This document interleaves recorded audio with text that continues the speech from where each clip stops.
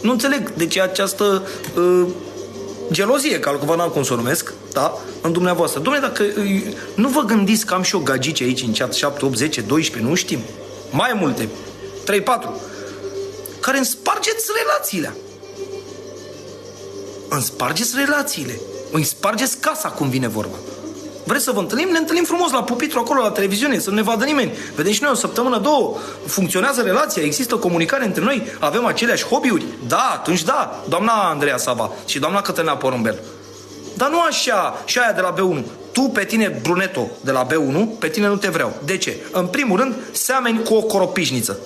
Tu, Maxim, poți fi pusă cu un bold într-un insectar, la o școală generală, să vadă și copiii ce e aia o răgace. Atât. Nu te vreau pe tine. Ești rău de tot. Ce să zic? Atât.